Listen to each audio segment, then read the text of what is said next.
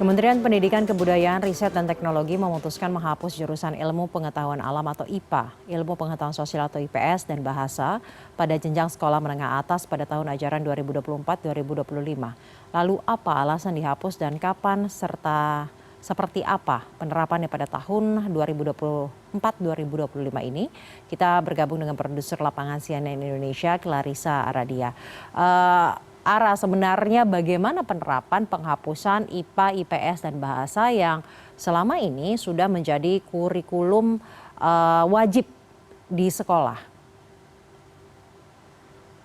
Baik Caca, selamat siang. Benar sekali kalau biasanya kita mengenal bahwa ketika kita memasuki jenjang SMA, biasanya kita diharuskan untuk memilih ataupun juga memutuskan di kelas 2 ataupun juga kelas 11-nya apakah akan masuk ke jurusan IPA, IPS maupun juga bahasa per tahun ini ataupun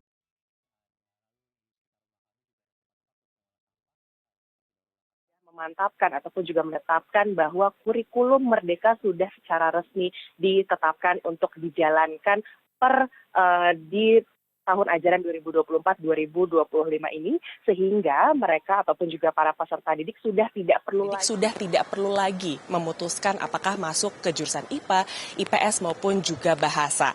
Kendati demikian, mereka ketika di kelas 10 tetap harus memutuskan sebenarnya minat, bakat dan juga kemampuan mereka akan dibawa kemana atau sampai sejauh mana untuk nantinya mereka mendaftarkan ke jenjang berikutnya ataupun juga di perkuliahan nanti. Nah, pada dasarnya di Jakarta ataupun juga di kawasan DKI Jakarta ini sudah 95% sekolah terutama SMA ataupun juga SMK menetapkan kurikulum Merdeka ini sejak tahun 2021.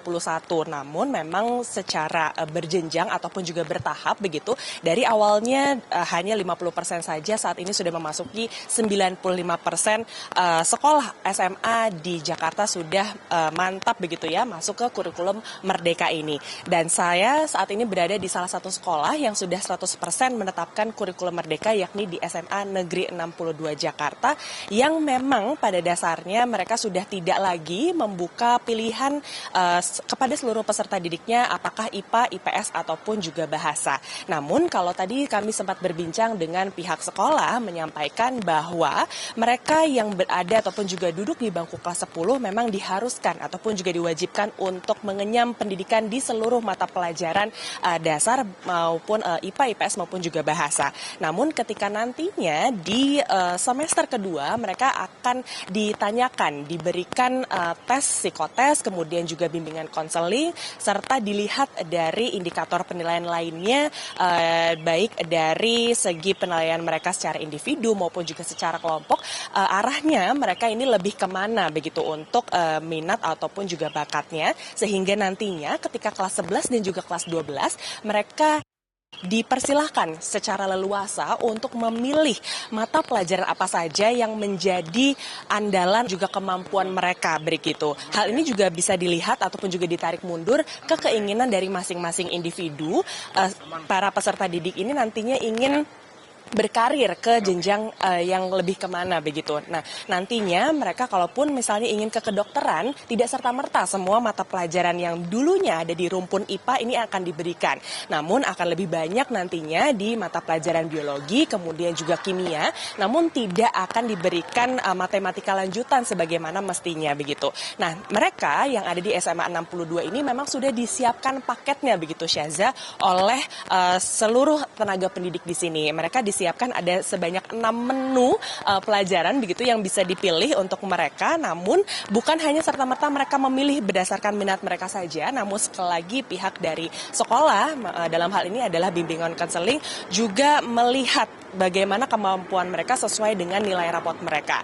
Nantinya juga pihak guru membantu untuk mengarahkan sebenarnya kemampuan dari setiap individu ini lebih menyasar ke area yang mana, sehingga nantinya apa yang mereka ambil selama mereka berada di bangku pendidikan yakni di SMA bisa linier begitu ketika mereka berada di perkuliahan hingga bekerja nanti. Nah, menariknya adalah dari kurikulum Merdeka ini memang memberikan keleluasaan bagi seluruh peserta didik. Namun memang ada beberapa yang harus menjadi perhatian bahwa tidak semua sekolah ini siap dalam artian dari jumlah rasio ataupun juga ketersediaan tenaga pendidik ini memang berbanding cukup jauh begitu dengan jumlah peserta didik. Kalau kita melihat dari SMA 62 ini saja begitu ya Syaza, hanya ada sebanyak 3 guru bimbingan konseling yang setidaknya bertugas untuk mengarahkan mereka, sementara untuk peserta didiknya per angkatan saja ada lebih dari 217 orang. Nah, dari jumlah yang begitu timpang begitu ya, tentunya dibutuhkan banyak sekali pihak yang untuk